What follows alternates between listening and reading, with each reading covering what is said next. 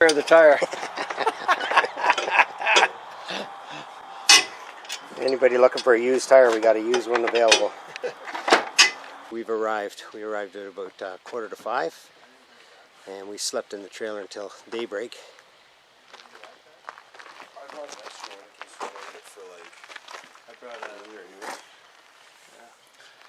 Les is waking up. He had a little sleep in the trailer. Oh, it's like a night at the Ritz-Carlton. It's a 1950s Beaver, de Havilland Beaver. It's the workhorse of the north, these planes. Looks like a well-run operation here with a way station, and they're firing up the planes. 7:30 in the morning. We're early, of course we're early, but nonetheless we're here and safe and sound, so it's all good.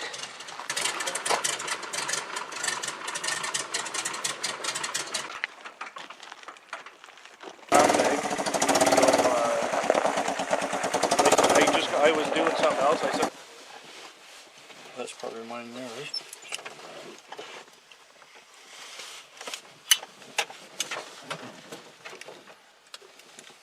don't open the door until the pilot opens it, guys.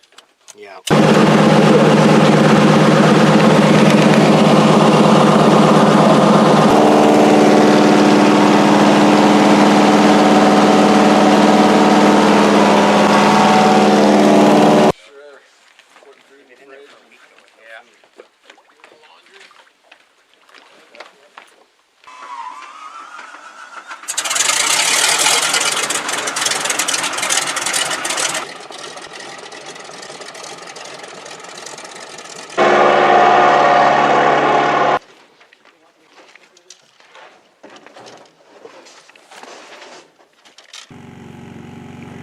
It's a little cabin.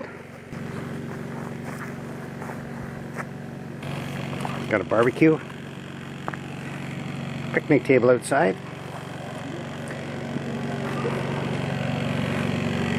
We got a deep fryer, which is pretty good. Fire pit.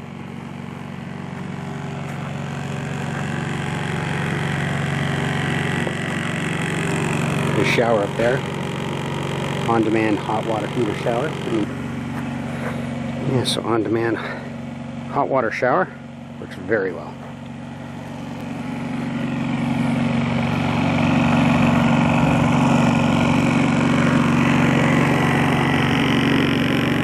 Les Jr.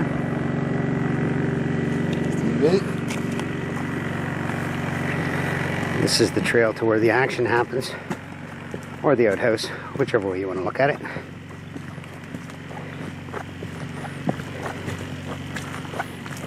The outhouse, just a couple of steps up in the morning and you're good to go. And then this trail leads up to Cell Phone Hill,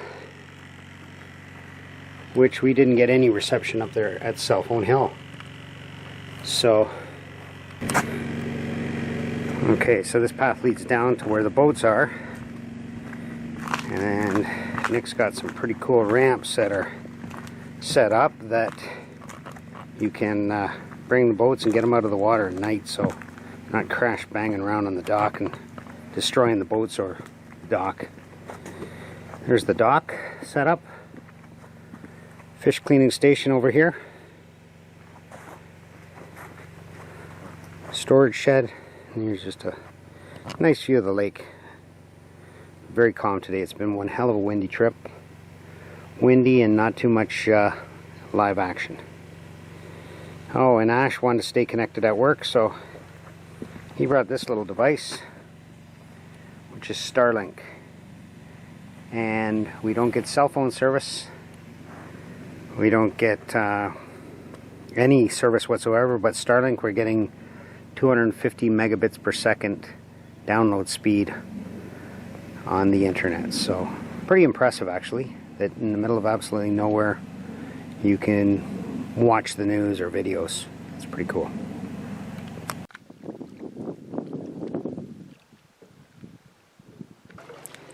Senior, here. Nice. Get closer. You guys don't like each other? All right. Did you get the fish? Yeah, this is for the Food Network. Yeah.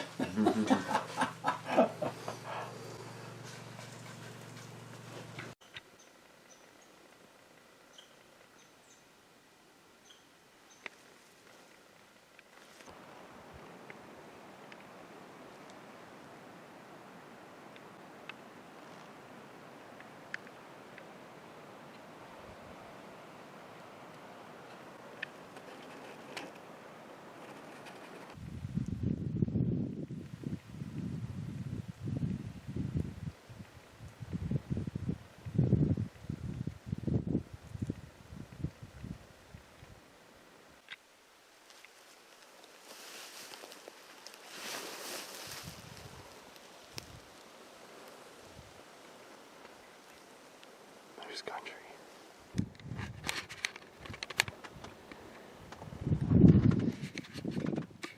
Sash, what's going on? Catching some fish. Putting on a clinic today. Turned from moose hunter to fish hunter.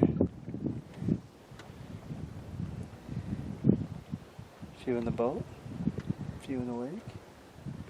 Flight in a couple hours. Pressure makes diamonds.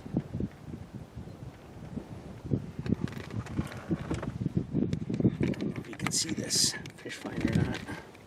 Probably not.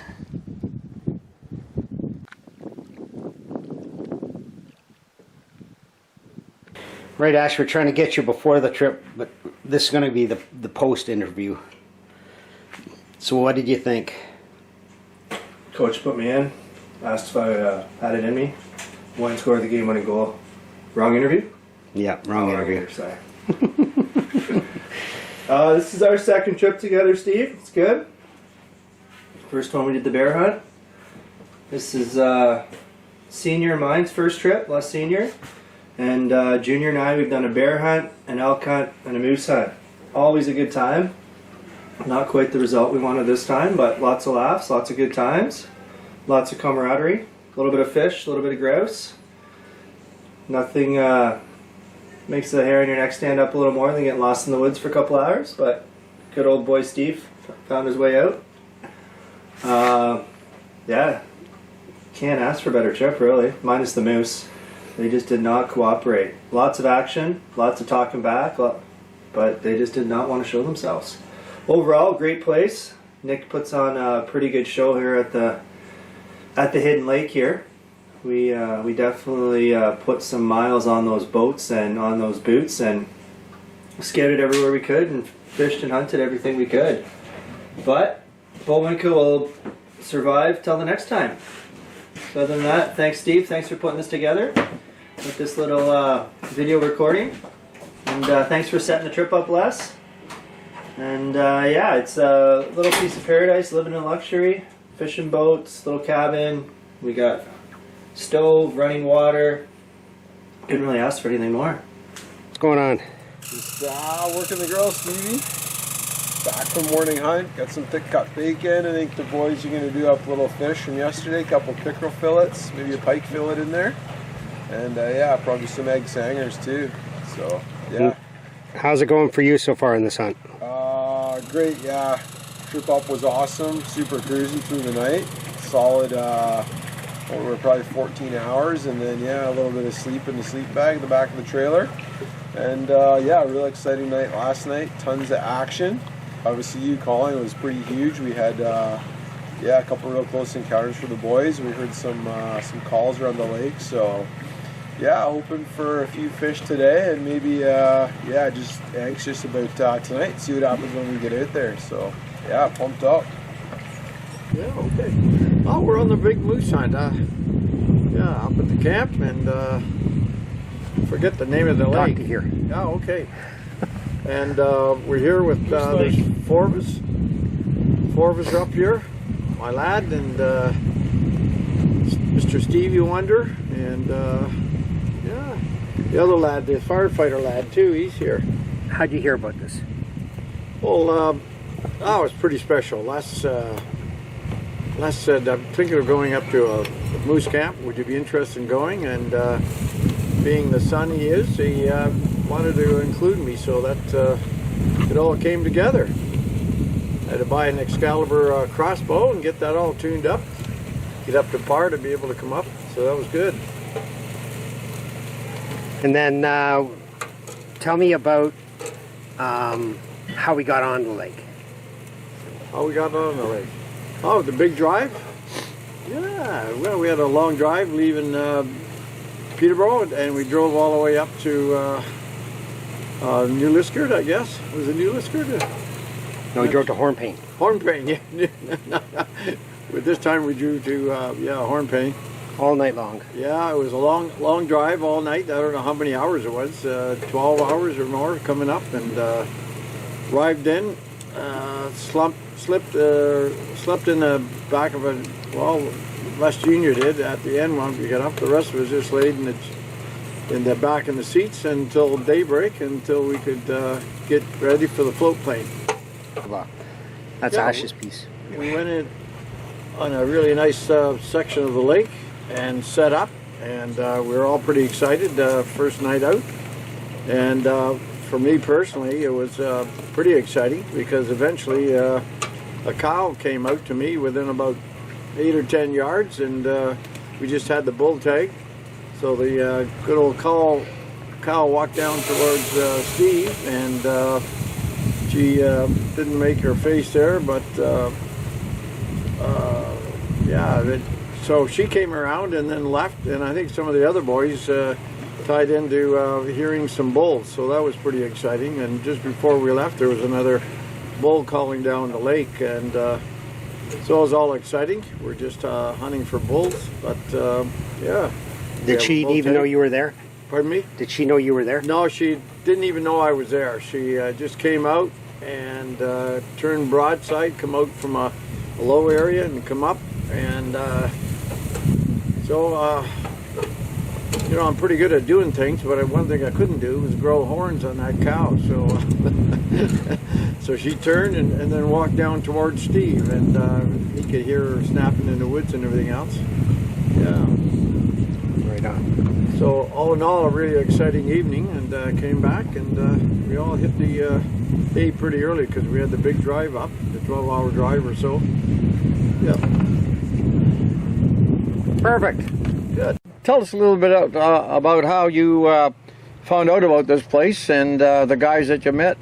So it was about, I don't know, I think around maybe August, I got a call from a buddy of mine, and he said, got some guys looking to go on a moose hunt, and they need a guy.